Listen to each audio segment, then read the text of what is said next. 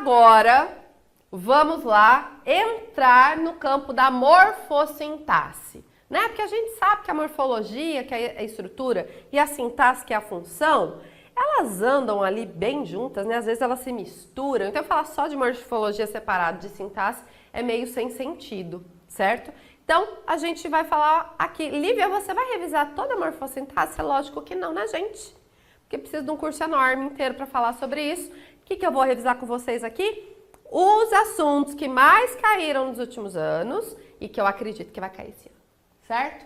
Então, olha lá. Estrutura e processo de formação de palavras. Outro coração aqui. Por que, Lívia? Gente, esse é um lugar, quando a gente está falando de estrutura de palavras, de processo de formação de palavras, esse é um lugar que dá pra gente juntar estrutura com sentido.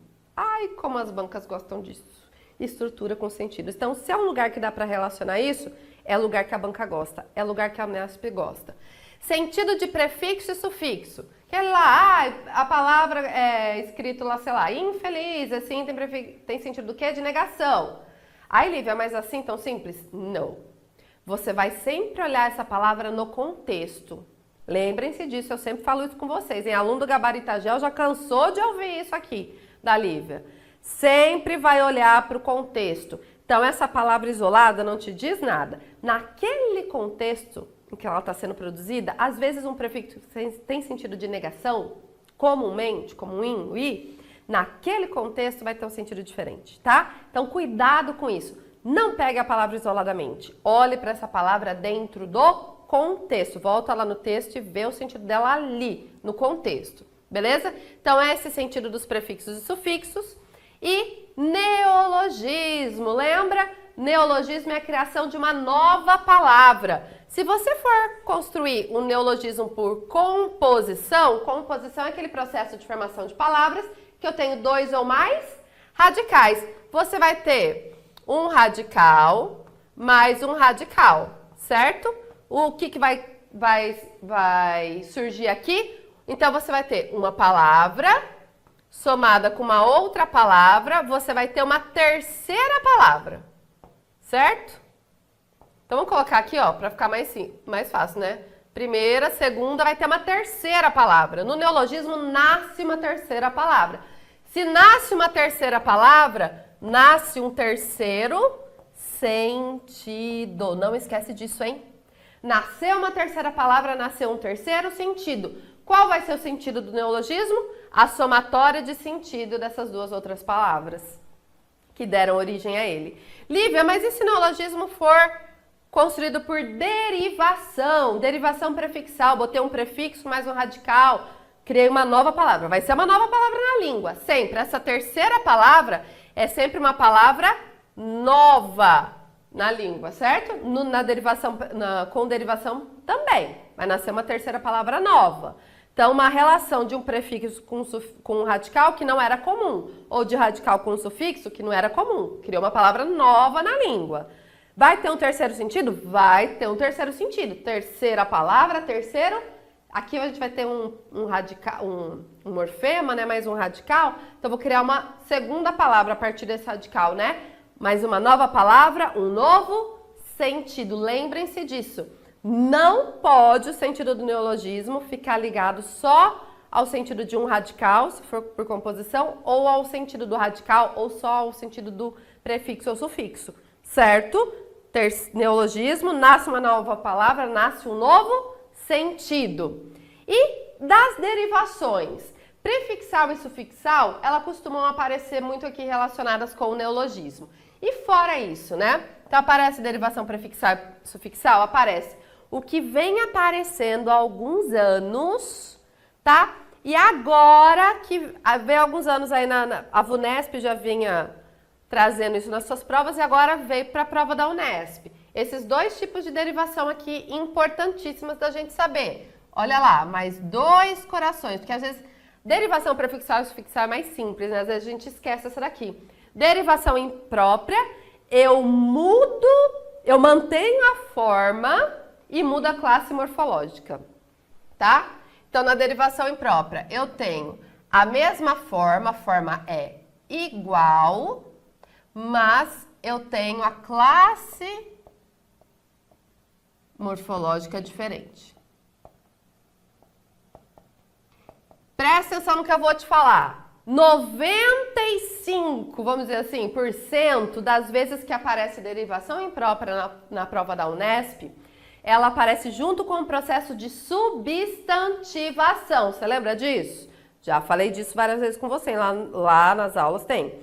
O que é o processo de substantivação? Se você pegar um artigo e colocá-lo diante de qualquer classe de palavras, você está criando um substantivo. Então, por exemplo, olha só, amar é encontrar o outro e sentir borboletas no estômago. A professora está romântica, tá? Então, amar é algo, certo? Se você olhar para amar nesse contexto, você pensa em que classe morfológica amar nasceu? Você vai pensar verbo, certo? Tem a desinência de infinitivo aí, nasceu o verbo, amar. Agora, e se eu pegar em outra oração e colocar o amar é belo? Botei um artigo na frente desse amar, substantivo. Derivação imprópria, amar continua igualzinho, a forma é a mesma, mas o que eu fiz? Mudei a classe morfológica, derivação imprópria. Derivação regressiva. Derivação regressiva, a gente vai tirar alguns morfemas lá do final da palavra, tá? Vejam, a gente não vai tirar morfema a ponto de sumir uma grande parte da palavra, tá? A gente vai tirar uns morfemas lá no final. Eu me lembro aqui que teve uma questão da banca, foi de uma prova de medicina, que a alternativa era estranja. Tava lá os fulanos da estranja, que eram os fulanos estrangeiros. Estrangeiros, olha esse eiros, isso fica, tirou, sobrou estranja, tá? Então a regressiva, a derivação regressiva é isso. Tira os morfominhas lá do final e aí a gente tem uma palavra, beleza? Então, olha lá. 2024, segunda fase, não apareceu na primeira, mas segunda fase, perdão. 2024, segunda aplicação, na segunda prova do meio do ano, que é para as engenharias. Então, apareceu no meio do ano. A Unesp, né, gente? A gente fala que a Unesp é mais legal, porque a Unesp é uma mãe, ela traz a definição no enunciado, né? Quando ela começa a trabalhar com o conceito na prova, normalmente ela traz a definição desse conceito. As palavras podem mudar de classe gramatical, ó, diferente classe gramatical, sem sofrer modificação na forma, a forma é a mesma. A este processo de enriquecimento vocabular pela mudança de classe das palavras, dá-se o nome de derivação imprópria e por ele se explica a passagem, por exemplo, de verbos a substantivos. É por esse processo que a gente costuma também formar substantivos deverbais, né, que são aqueles substantivos que vieram dos verbos. Por exemplo, a gente tem, por exemplo, a palavra combate. Quando eu falo o combate para vocês, um substantivo, o que vocês pensam na hora? Com certeza vocês pensam numa luta, né, em movimento, não é? Movimento é característica de verbo, substantivo é estático. Por que combate tem essa característica de movimento? Porque ele é um substantivo deverbal. É um substantivo que veio a partir do verbo combater. Então eu vou lá, combater, tiro o Rzinho lá de infinitivo, combate, derivação regressiva, certo? Por isso que ele fala aqui, ó, de verbos a substantivo. É só isso, Lívia? Essa forma substantivo de verbais? Não, falei pra vocês, estrangeiros e estranja, tá? Não é só isso. Então, observa esse exemplo de derivação imprópria no seguinte trecho. Então, a gente tem que achar aí onde é que tem derivação imprópria.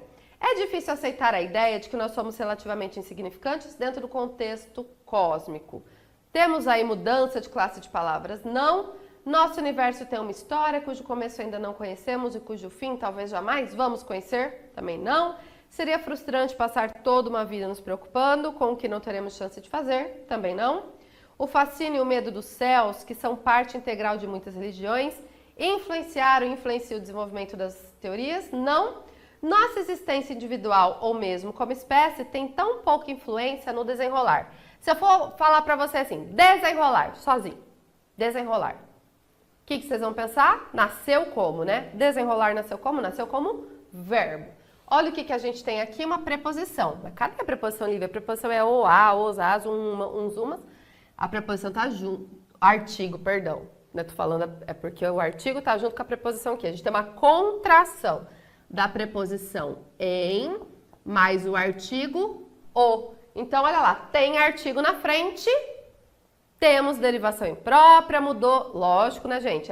Nasceu em outra classe de palavras, mas tem um artigo na frente, virou substantivo, temos derivação imprópria. Olha que eu falei pra vocês que 95% das vezes que aparece derivação imprópria tem substantivação no meio. Aqui tá a prova, ó, prova 2024 no meio do ano.